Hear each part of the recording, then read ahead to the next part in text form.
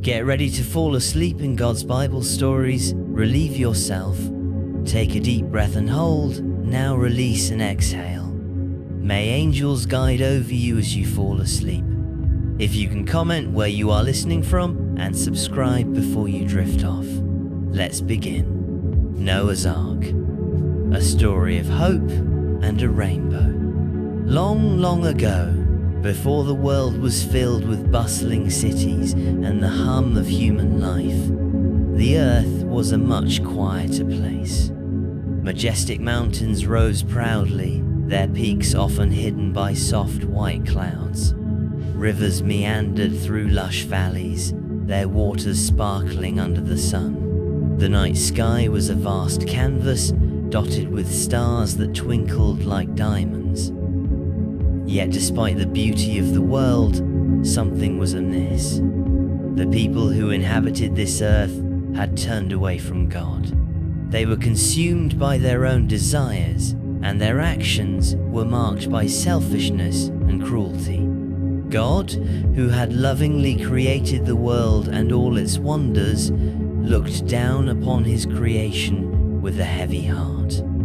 He longed for the earth to be a place of peace and joy, but the choices of humanity were leading it towards ruin. However, amidst the chaos and wrongdoing, there was one man who stood out.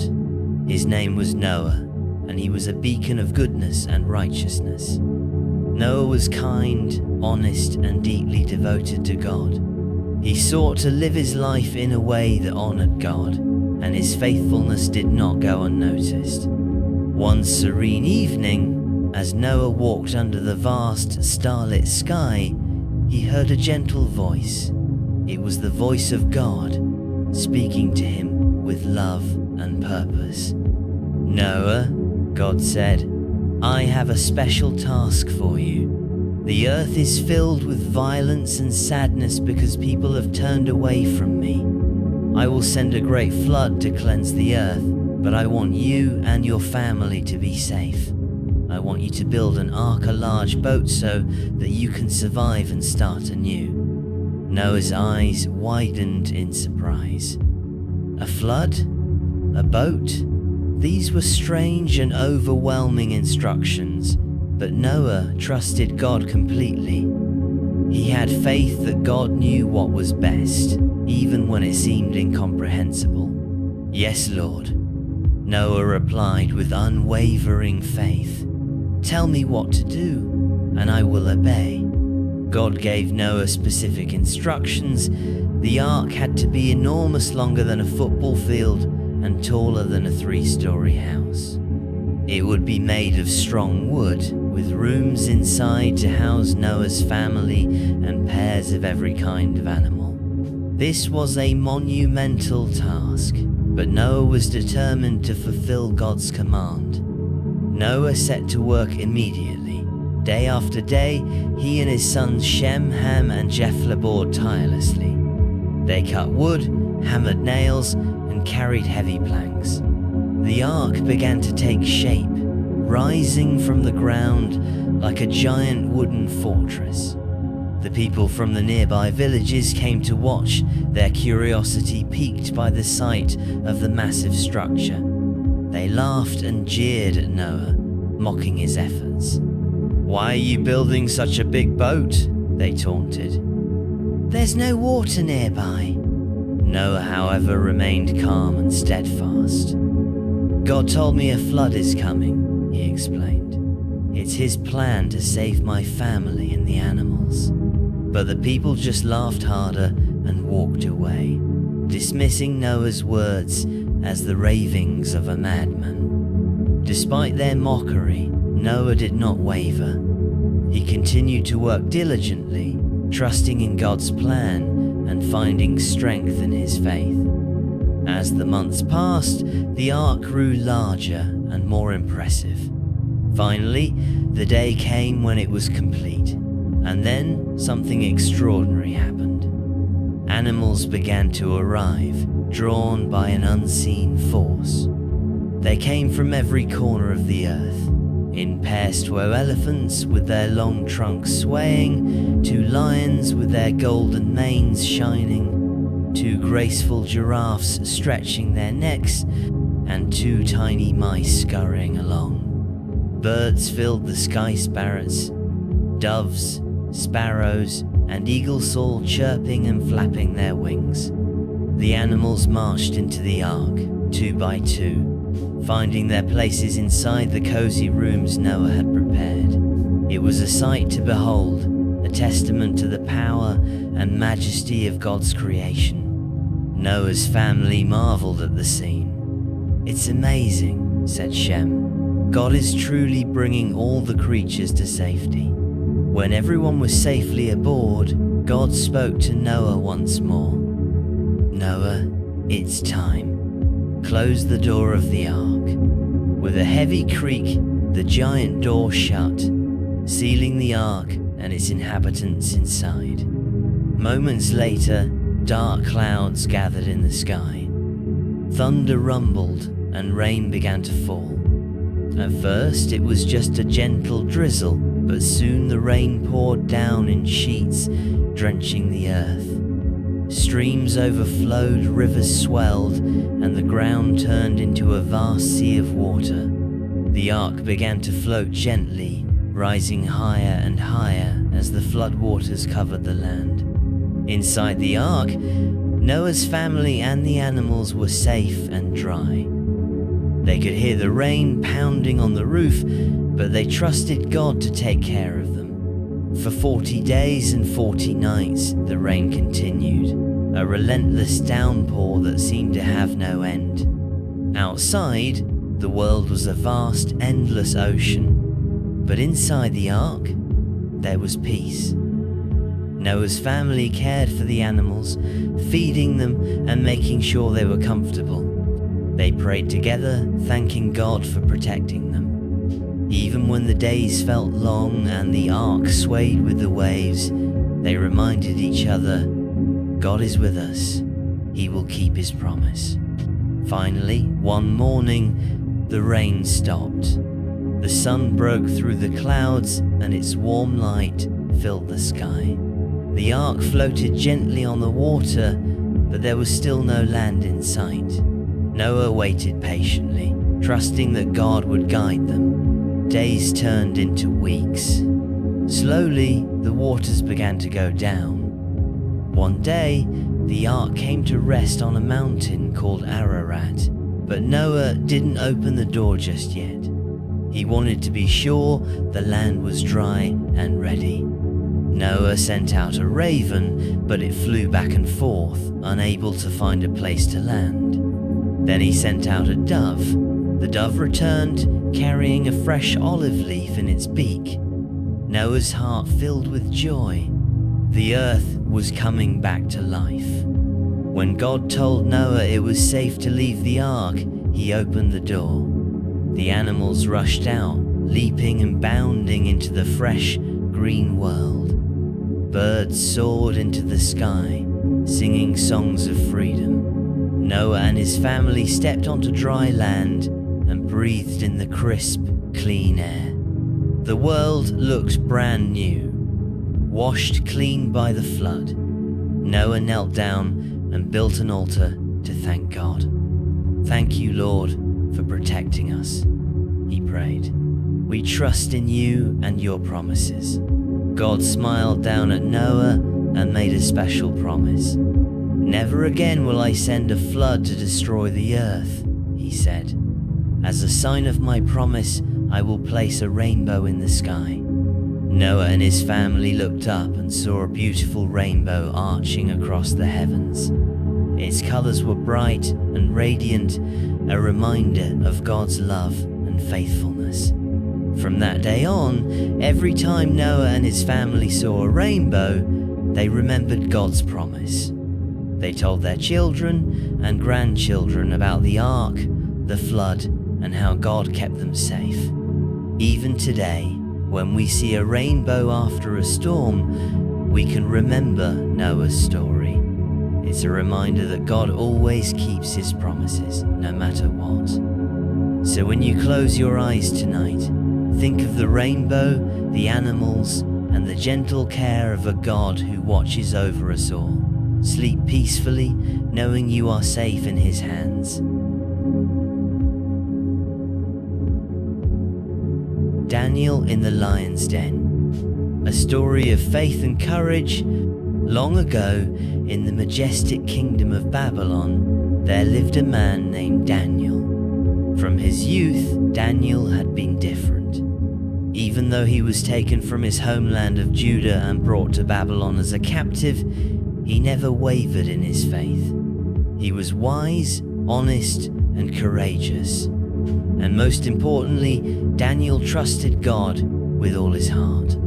Daniel's qualities did not go unnoticed.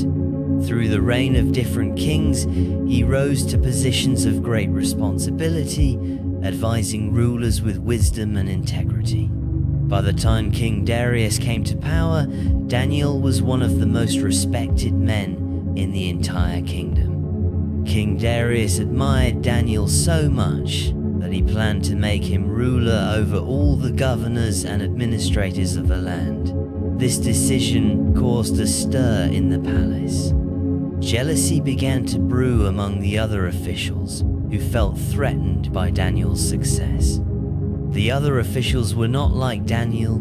They cared more about power and wealth than about doing what was right. Whispering among themselves, they plotted against him. "How can we bring Daniel down?" one official hissed. "We've watched him closely," another replied.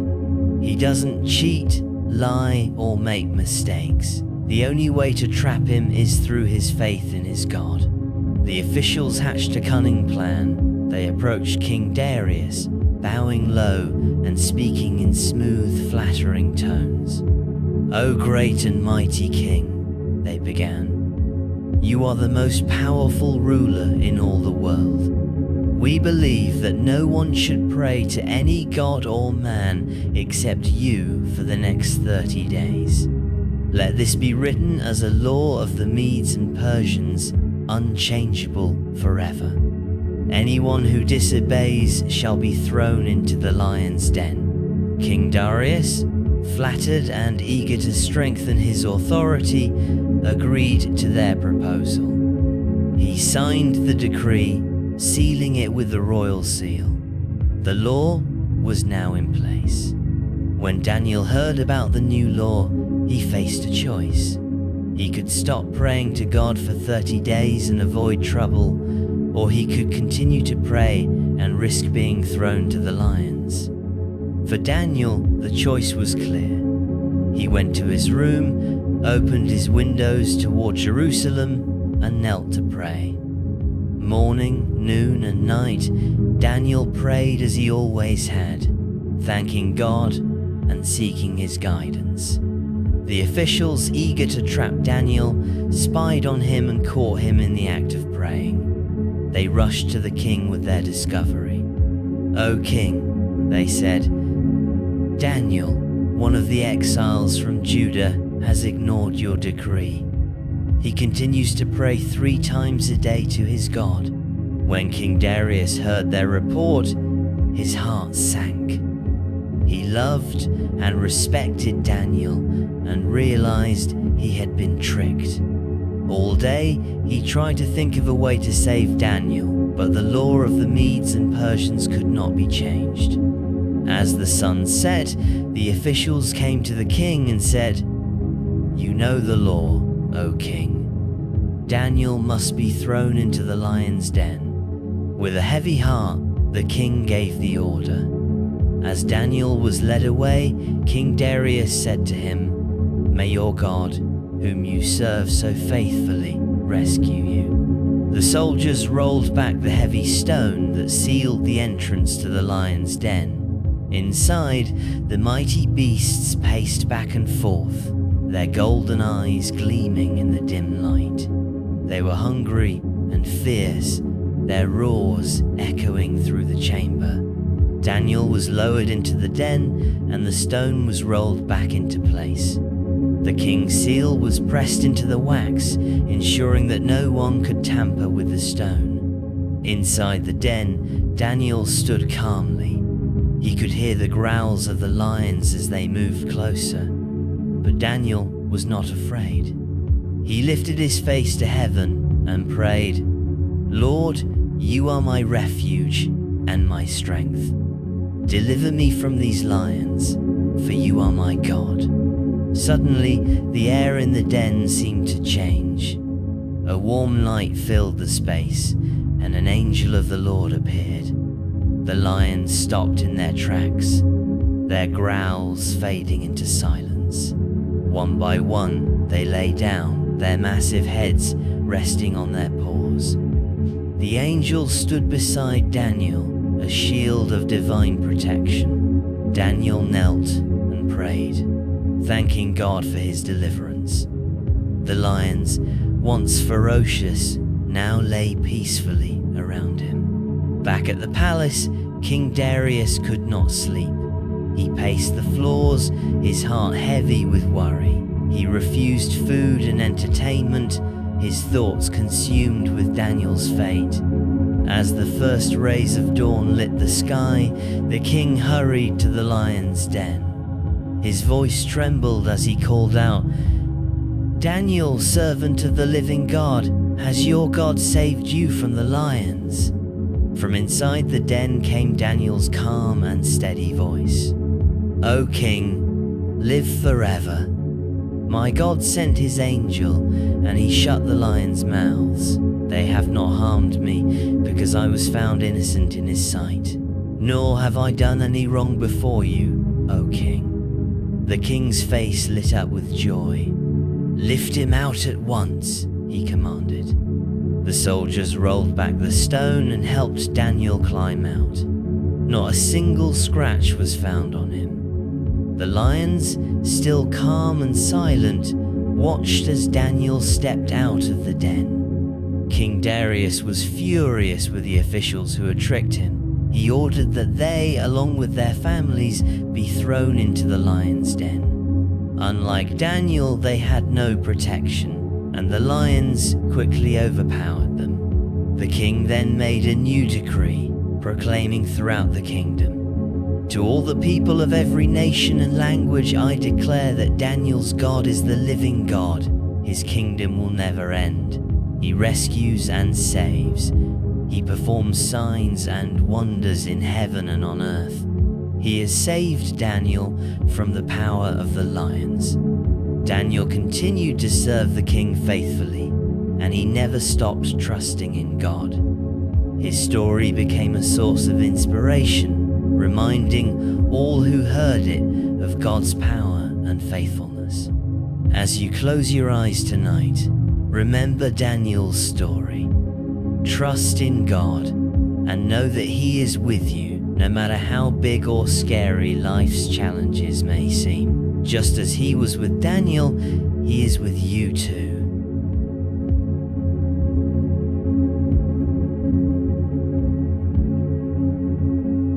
The Good Samaritan. A story of kindness and compassion. On a bright, sunny day, a crowd gathered around Jesus as He taught in a village.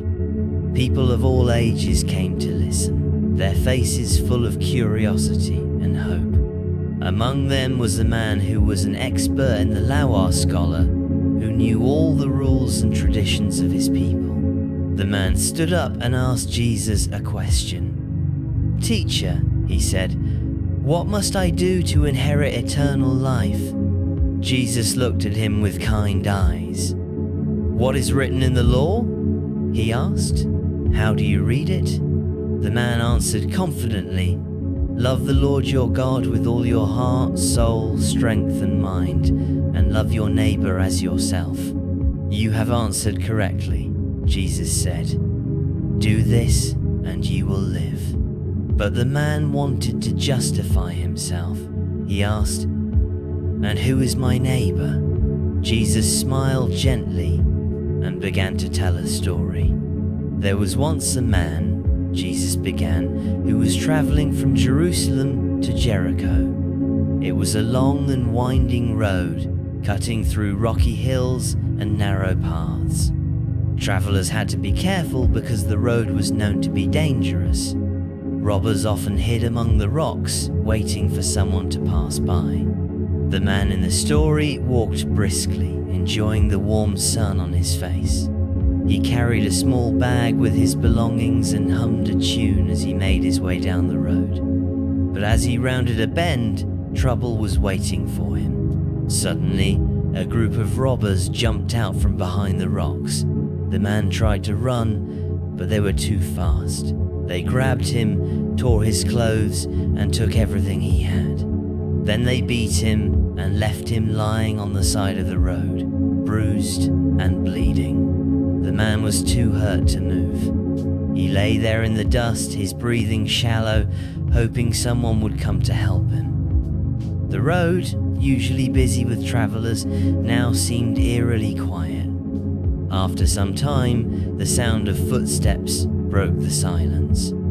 The man opened his swollen eyes and saw a priest approaching. The priest was dressed in fine robes and walked with confidence. Surely he would help. But as the priest got closer, he saw the injured man and frowned. "Oh dear," the priest muttered to himself. "That man looks badly hurt. But if I touch him, I might become unclean, and I have important duties to perform." The priest quickly crossed to the other side of the road and hurried away, leaving the man behind. Not long after, another traveler appeared at Levite, someone who assisted in the temple. The injured man's heart lifted with hope.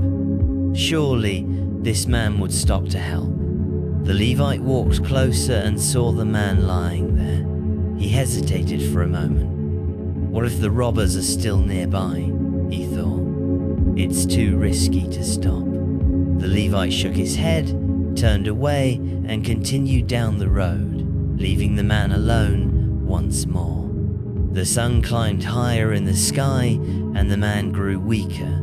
He wondered if anyone would ever come to help him. Just then, he heard the clatter of hooves and the soft jingling of a donkey's reins. A Samaritan was approaching. Now in those days, Samaritans and Jews did not get along. They avoided each other whenever possible, and many Jews looked down on Samaritans. The injured man might have thought, surely this Samaritan won't help me. But as the Samaritan came closer and saw the man, his heart filled with compassion. "Oh no," the Samaritan said, jumping down from his donkey. "You're hurt badly." The Samaritan knelt beside the man and gently cleaned his wounds with oil and wine, the medicines of the time. He tore strips from his own cloak to bandage the injuries. "You're going to be okay," the Samaritan said softly, his hands steady and kind. Carefully, he lifted the man onto his donkey and walked beside him, guiding the animal along the road. The injured man winced with every bump, but he felt safe for the first time since the attack. After a long journey, they reached an inn. The Samaritan helped the man inside and spoke to the innkeeper. "Please take care of him," he said, placing coins on the counter. "Here's enough money for a few days. If it costs more, I'll pay you when I return." The innkeeper nodded, impressed by the Samaritan's generosity. The injured man was given a warm bed and food to help him regain his strength. As Jesus finished the story, he turned to the scholar who had asked the question. "Which of these three," Jesus asked, "do you think was a neighbor to the man who fell into the hands of robbers?" The scholar thought for a moment and then answered, "The one who showed him mercy." Jesus nodded and said, "Go and do likewise." The people listening to Jesus were moved by the story. It reminded them that being a good neighbor wasn't about who someone was or where they came from. It was about showing kindness and compassion to anyone in need. Even today, the story of the Good Samaritan teaches us to care for others, no matter their differences. When we see someone who needs help, we can remember the Samaritan's example and choose kindness. As you lay down to sleep tonight, think about the people in your life. Is there someone who might need your kindness tomorrow? Remember, kindness doesn't have to be a grand gesture. It can be as simple as sharing a smile, offering help, or saying kind words. Like the Samaritan, we can show God's love by helping others, even when it's not easy or convenient. Close your eyes and imagine the Samaritan guiding the donkey under a starlit sky, his heart full of compassion. Picture the injured man, safe and warm in the inn, feeling hope again because someone cared.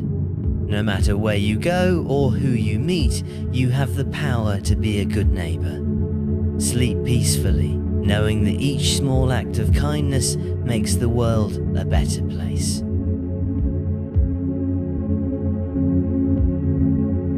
Jesus calms the storm. A story of peace and trust. It was late in the afternoon on the shores of the Sea of Galilee. The golden sun hung low in the sky, casting long shadows across the calm, shimmering waters.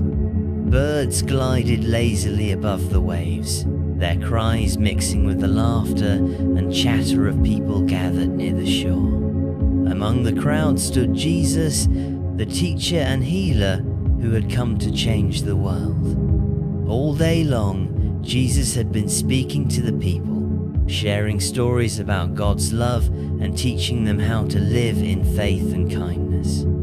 As the evening approached, Jesus turned to his disciples and said, "Let us cross to the other side of the lake." The disciples nodded.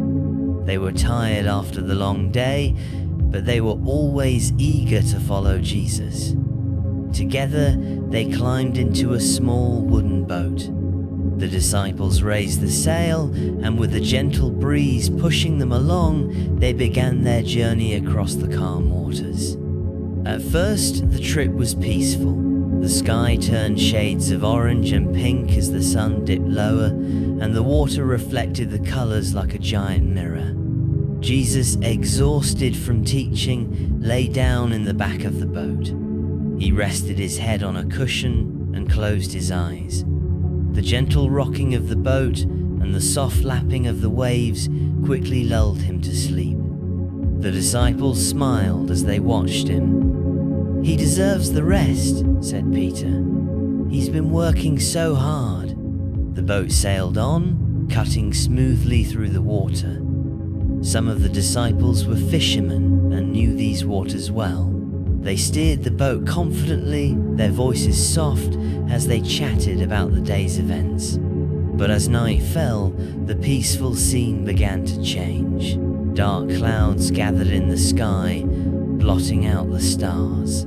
The air grew cold, and the breeze turned into a howling wind. The disciples looked at one another with concern. "This doesn't look good," muttered Andrew, tightening his grip on the sail. Suddenly, the wind roared like a wild beast, and the waves rose high, slamming against the boat. The small vessel rocked violently, water splashing over the sides and drenching the disciples. The storm grew fiercer with every passing moment. Lightning flashed across the sky, illuminating the terrified faces of the disciples. Thunder boomed like the voice of a giant, and the rain poured down in sheets, soaking everything. The disciples worked frantically to keep the boat from capsizing. They bailed water out with buckets, held onto the ropes, and shouted instructions to one another. But the storm was too strong. Peter, who was usually so brave, clung to the mast, his eyes wide with fear. "We're going to sink," he yelled over the roar of the wind. John, gripping the edge of the boat, pointed to the back where Jesus lay sleeping. "How can he sleep through this?" he cried. The disciples couldn't believe it. While they were struggling for their lives, Jesus was still asleep, as calm as if he were lying on a grassy hillside. Finally, they couldn't take it any longer. Peter and James hurried to Jesus and shook him awake. "Teacher," they cried, "don't you care that we're about to drown?" Jesus opened his eyes and sat up slowly. He looked at the terrified faces of his disciples, then at the raging storm around them. Without a word, he stood and raised his hand toward the wind and waves. "Peace, be still," he said in a voice both gentle and commanding. At once, the wind stopped howling. The waves grew smaller and smaller until the water was as smooth as glass. The clouds parted, revealing a sky full of twinkling stars. The silence was almost as startling as the storm had been.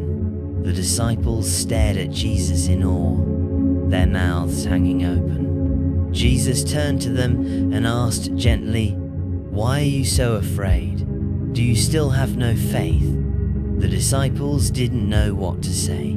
Just moments ago, they had been certain they were going to drown. But now the storm was gone and they were safe, all because of Jesus' words. They whispered to one another, "Who is this man? Even the wind and the waves obey him." The boat continued its journey across the now calm sea. The disciples sat quietly, reflecting on what had just happened. Peter, breaking the silence, said softly, "I was so afraid. But now I see that with Jesus, we don't have to be." John nodded. "Even in the worst storm, he is with us. We can trust him to take care of us." Jesus smiled at his disciples, his eyes full of love. He knew they were still learning to trust him completely. But he was patient, guiding them step by step, just as he does with all who follow him. By the time the boat reached the other side of the lake, the first rays of dawn were spreading across the horizon. The disciples felt a sense of peace they had never known before. As they stepped onto the shore, they carried with them a lesson they would never forget. No matter how big the storm, Jesus is bigger. No matter how afraid they felt, Jesus was always in control. The story of Jesus calming the storm isn't just about a boat and a sea. It's about all the storms we face in life, the times when we feel scared, worried, or alone. Just like the disciples, we sometimes forget that Jesus is with us. But he is always there, ready to bring peace to our hearts and remind us to trust him. So when you face your own storms, whether it's a tough day at school, a scary moment, or a time when you feel unsure, remember that Jesus is right there with you. You can call out to him and he will bring you peace, just as he calmed the stormy sea. The lesson of the calm waters. As you drift off to sleep tonight, imagine the peaceful Sea of Galilee, its waters still and sparkling under the stars. Remember that the same Jesus who calmed the storm for his disciples is watching over you. No matter how loud the thunder or how strong the wind, he is in control. Trust in him and rest in his love.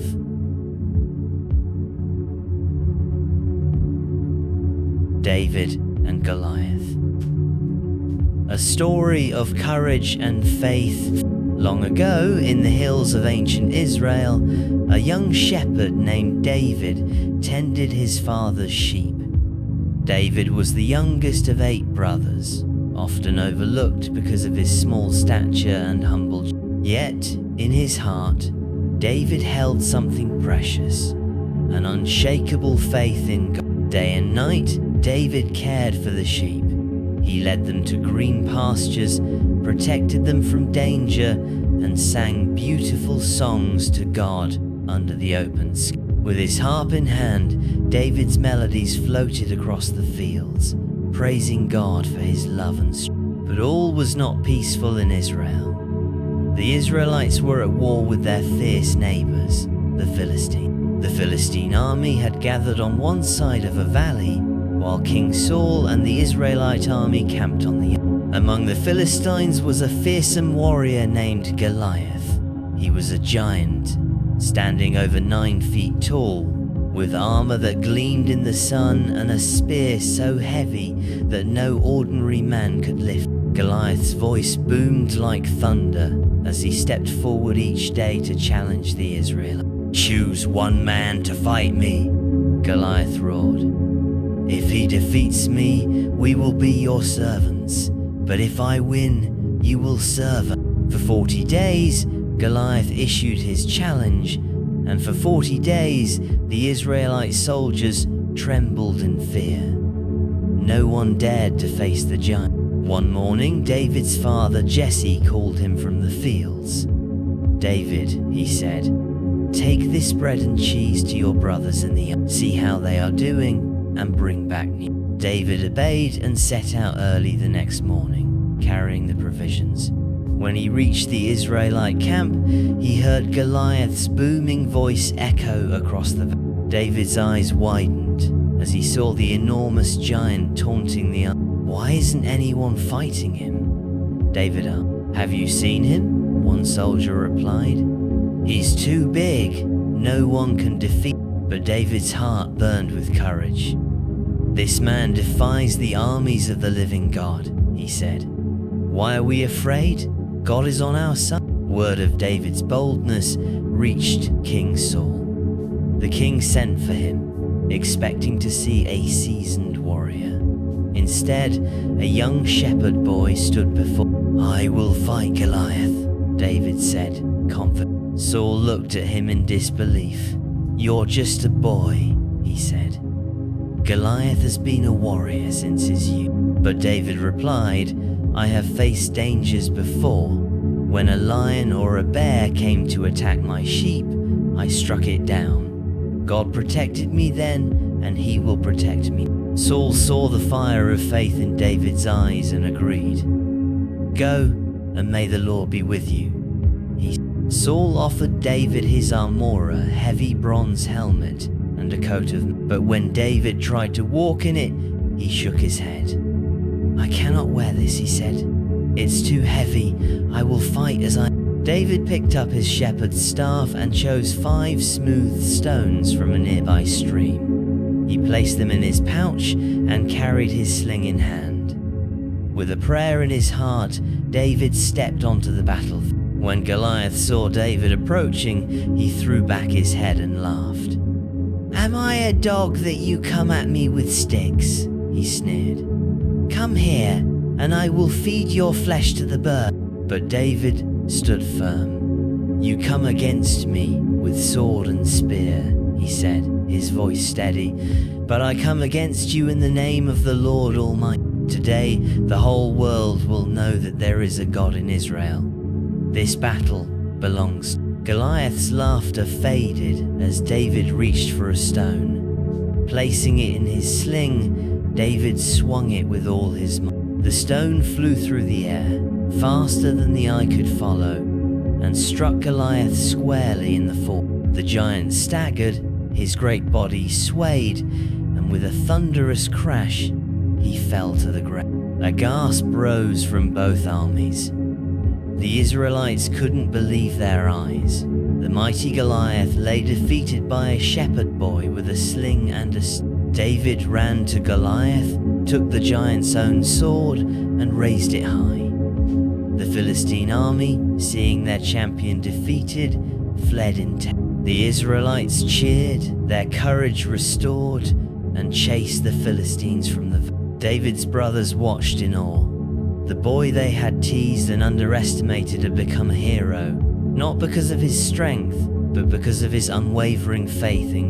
When David returned to camp, King Saul greeted him with admiration. "You have done what no man dared to do," Saul said. "You have saved Israel." David humbly replied, "It was not I, but the Lord who gave us victory." From that day forward, David's name was known throughout Israel. But David never let his heart grow proud.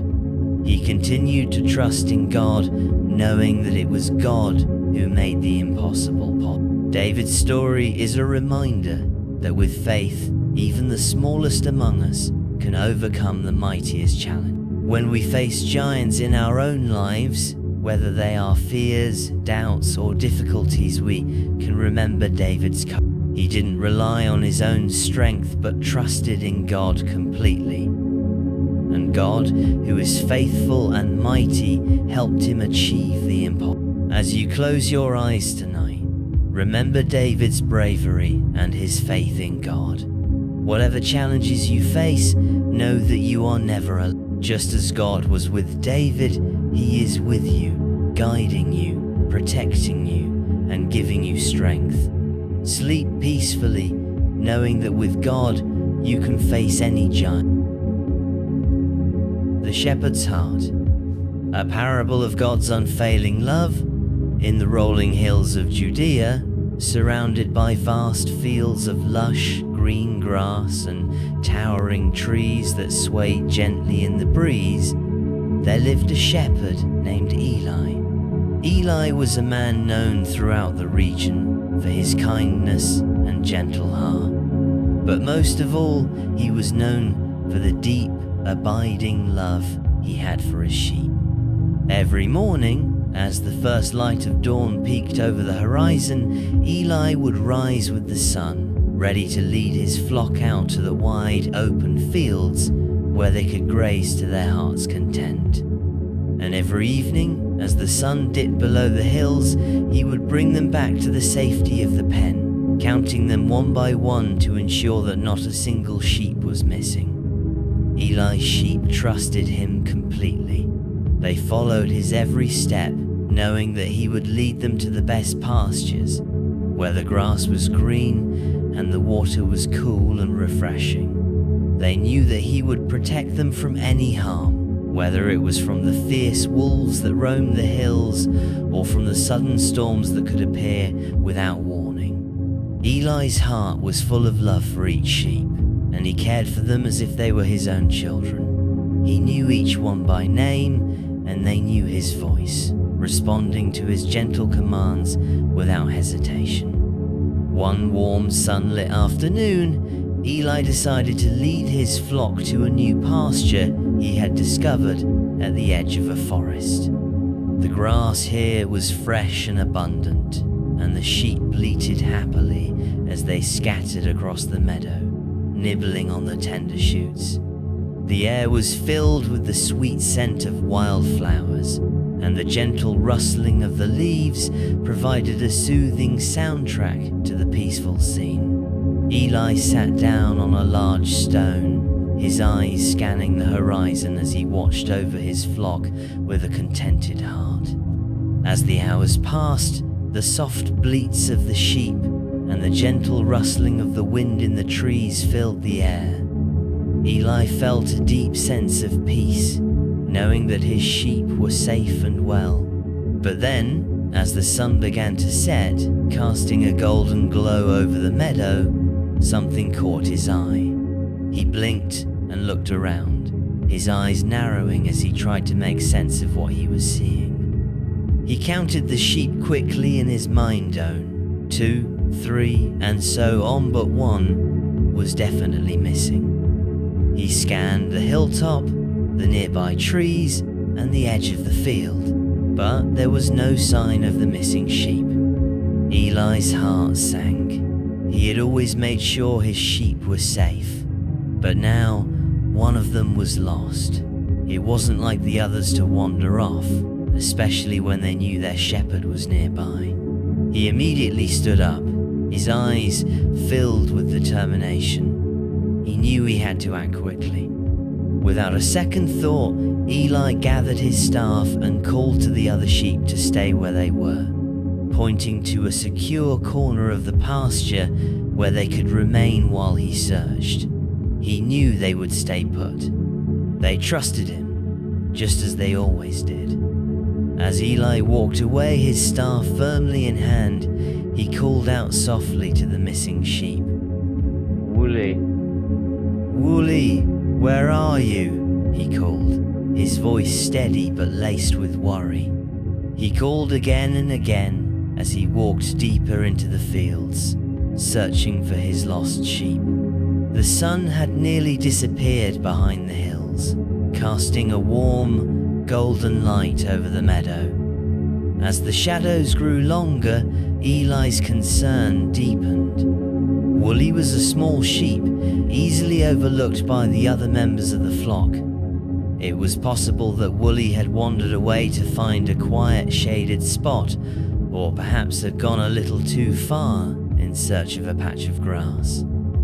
Eli climbed over rocky hills, through fields, and across streams. His sandals grew wet from the dewy grass, and his legs were tired from the long climb. Yet, he did not stop. He could not stop. Every time he reached a new peak, he paused to look around, hoping to see the familiar white wool of his sheep. The sky was now dark, and the stars twinkled overhead like tiny lanterns in the vast night. But still, there was no sign of Woolly. Eli's heart began to pound with both worry and love. How could he leave his sheep behind? He could feel the weight of his responsibility for each of them, and though he knew the others were safe, he could not bear the thought of one of them being lost in the dark, alone and scared. The night grew colder, and the wind began to pick up, rustling through the trees as Eli's breath came in shorter, faster bursts. He had searched the hills, the streams, and the fields, but there was still no sign of Woolly. The shepherd's heart ached. "Where are you, my dear Woolly?" Eli whispered into the dark. He could barely see now, but he refused to give up. His love for the sheep was greater than any fear or obstacle. Hours passed, and the night deepened. The moon cast a pale light over the landscape, but it was not enough to guide Eli to his lost sheep. He stumbled over rocks and through thickets, his heart heavy with worry. He had never felt so alone, so desperate, but he knew he had to keep going. Just as Eli was about to turn back, his eyes caught a glimpse of something white in the distance. His heart skipped a beat. It was Woolly. The little sheep was caught in the thorns, struggling to break free. Eli's heart leaped with relief. Without hesitation, Eli rushed to the sheep. He gently pried apart the thorns and cradled Woolly in his strong, caring arms. The little sheep bleated softly, its wool tangled and dirty, but otherwise unharmed. Eli stroked the sheep's head with tenderness and whispered, "You're safe now. I won't let you go again." The shepherd's eyes were filled with compassion as he hugged the lost sheep close to his chest, feeling its small heartbeat against his own. All of the worry and exhaustion he had felt in the past hours melted away, replaced by a deep joy and peace. Eli didn't walk back slowly. He didn't wait for the morning light to guide him back to the pasture. Instead, he lifted Woolly onto his shoulders and hurried home. His heart was full, and though he was tired, his steps were light. He was carrying something far more precious than any treasure he had found what was lost. As he approached the pasture, the other sheep looked up, and Eli could see them bleating in excitement as they saw their shepherd return. And in his arms, there was Woolly, safe and sound. The other sheep gathered around, nuzzling the little one and bleating with joy. Eli smiled and called out to the other shepherds in the area, "Rejoice with me, I have found my lost sheep." The night air was still, but filled with the soft sound of joy. Eli's heart was full as he stood there, surrounded by the warm glow of the pasture and the quiet bleating of his flock. His work was done for the night, but his love for his sheep was far from finished. He had gone to great lengths to find Woolly, and in the end, he had been successful. When Jesus told this story, he used it to show how much God cares for each and every one of us. Just as Eli had gone to find the lost sheep, so does God search for each person who is lost, hurting, or far away from him. Jesus said, "There is rejoicing in the presence of the angels of God over one sinner who repents."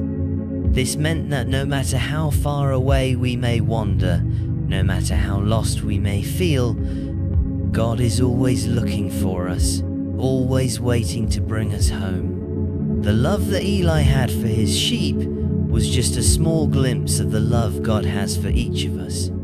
God will always search for us. And when we are found, when we come back to Him, there is a celebration in heaven, just like there was a celebration in the meadow that night. As you drift off to sleep tonight, remember that you are like one of the sheep in Eli's flock.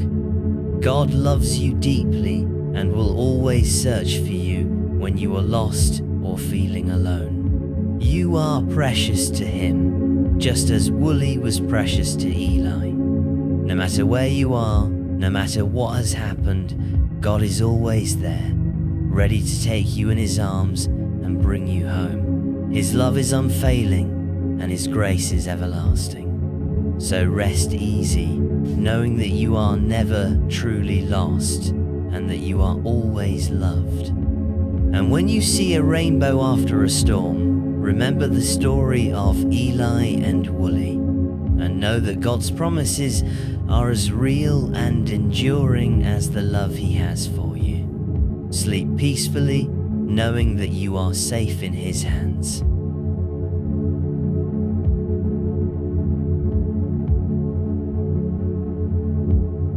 Queen Esther saves her people. A story of courage and faith.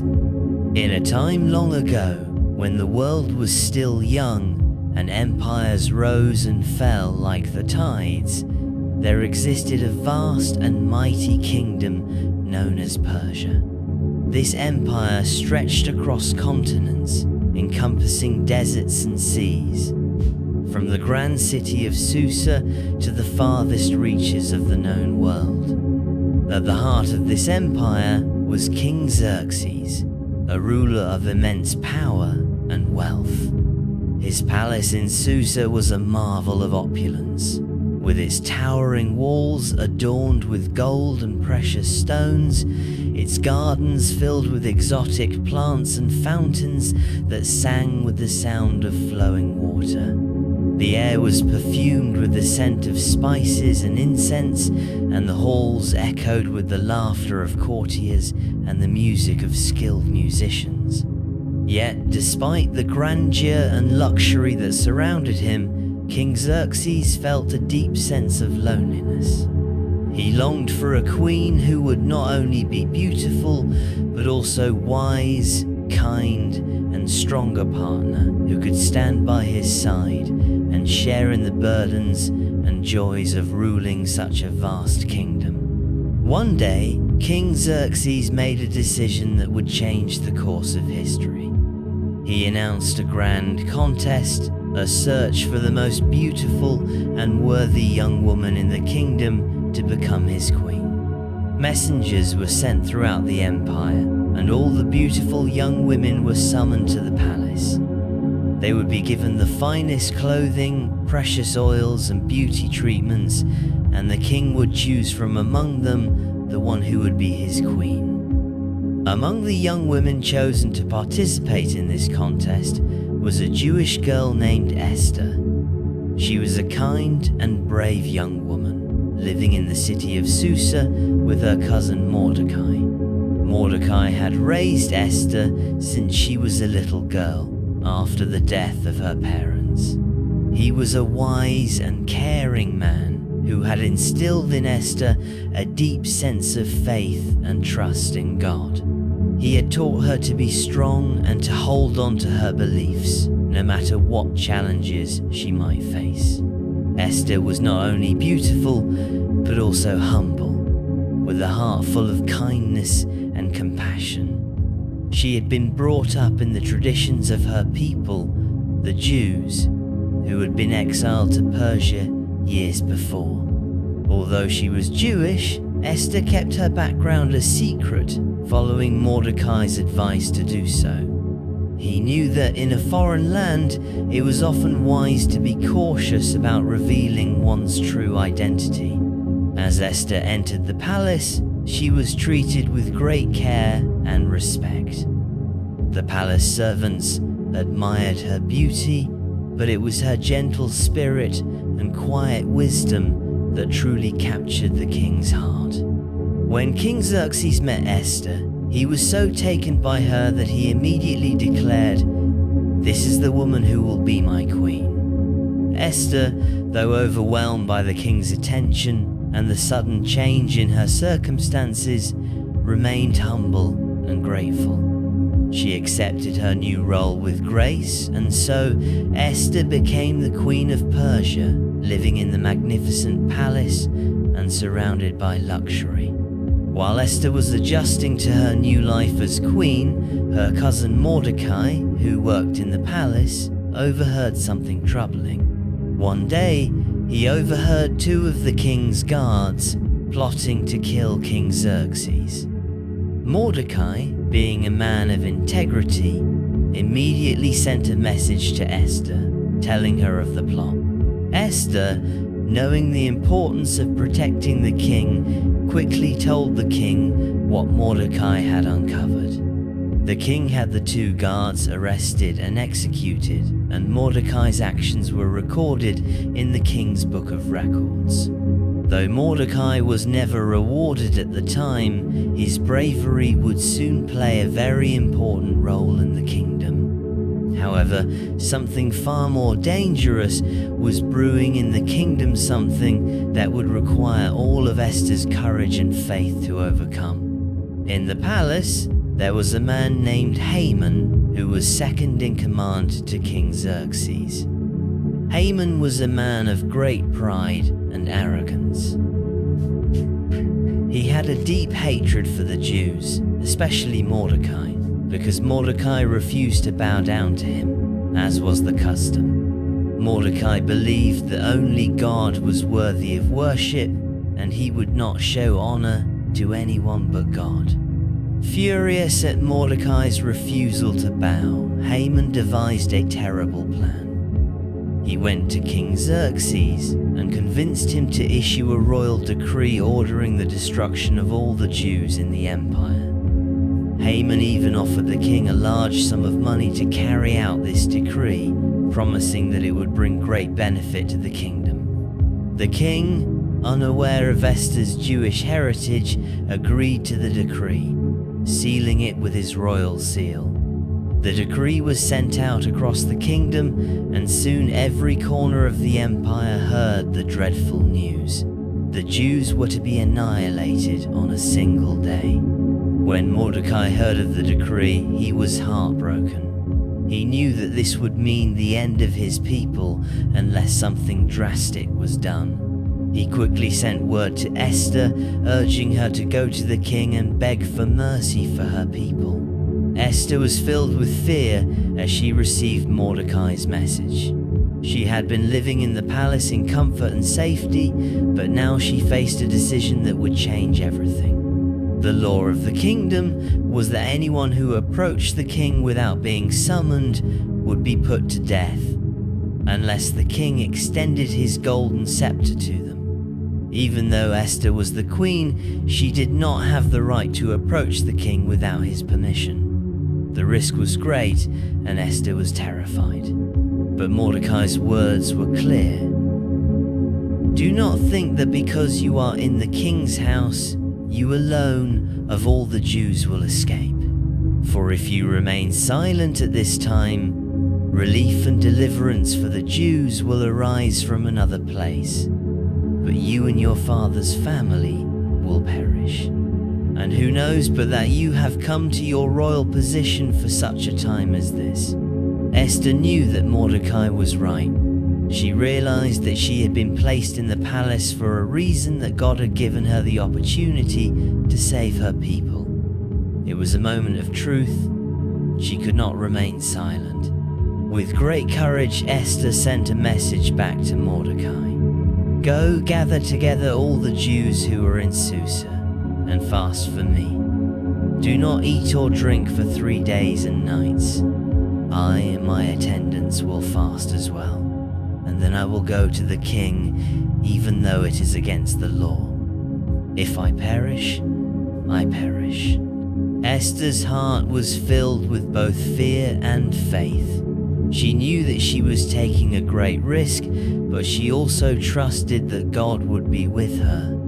On the 3rd day of fasting, Esther put on her royal robes and approached the king's throne room. She walked slowly but with great determination. As she entered the room, King Xerxes looked up. His eyes softened when he saw her, and he extended his golden scepter toward her, a sign that she was welcome. Esther breathed a sigh of relief and stepped forward. What is it, Queen Esther? The king asked. What is your request? Even up to half the kingdom, it will be given to you. Esther's heart raced, but she had a plan. She invited the king and Haman to a special banquet that she had prepared. The king agreed, and Haman, though filled with pride, accepted the invitation as well. At the banquet, the king asked Esther again, "What is it that you want? Tell me, and it will be yours." Esther replied, "If it pleases the king, let the king and Haman come to another banquet tomorrow. Then I will tell you what I want." Haman, who was growing increasingly proud, agreed to come the next day. But Esther's plan was far from over. That night, the king could not sleep. He asked for the royal records to be brought to him, and as they were read aloud, he came across the story of how Mordecai had saved his life by uncovering the plot of the 2 guards. The king was surprised and asked, "What has been done to honor Mordecai for this?" The servants replied, "Nothing has been done for him." The king, filled with a sense of justice, decided to honor Mordecai the next day. At the same time, Haman, thinking that he would be honored, arrived at the palace to speak with the king about his plan to execute Mordecai. But the king had a different plan. The king asked Haman, "What should be done for the man the king delights to honor?" Haman, thinking the king was speaking of him, replied, "Let him be dressed in royal robes, placed on the king's horse, and paraded through the city with someone shouting before him, 'This is what is done for the man the king delights to honor.'" "Excellent," said the king. "Go at once, take the robes and the horse, and do all that you have suggested for Mordecai the Jew, who sits at the king's gate. Do not neglect anything you have recommended." Haman's heart sank. He had to parade Mordecai through the city, honoring the man he hated most. The next day, Mordecai was honored, and Haman was humiliated. The next day, Esther invited the king and Haman to the second banquet. This time, she boldly made her request known. "King Xerxes," she began, her voice steady, "if I have found favor in your eyes, and if it pleases the king, let my life be spared, and the lives of my people. For we have been sold to be destroyed, and I am pleading for my people's survival." King Xerxes was shocked. "Who is this? Where is the man who has dared to do such a thing?" Esther pointed to Haman. "This wicked man is the one who has plotted against us." The king's face grew dark with fury. He ordered Haman to be taken away, and in the end, Haman was executed for his evil plot. With Haman gone, the king issued a new decree that allowed the Jews to defend themselves. Thanks to Esther's bravery and faith, her people were saved. They celebrated with great joy, knowing that God had used Esther for such a time as this. Esther's courage and faith in God changed everything. She had trusted that God would use her to save her people, and He did. As you drift off to sleep tonight, remember the story of Queen Esther. No matter how big or small you are, God has a purpose for you. Just like Esther, you can be brave and trust that God will use your courage and faith to make a difference in the world. Good night, and always remember, with courage and faith, you can change everything.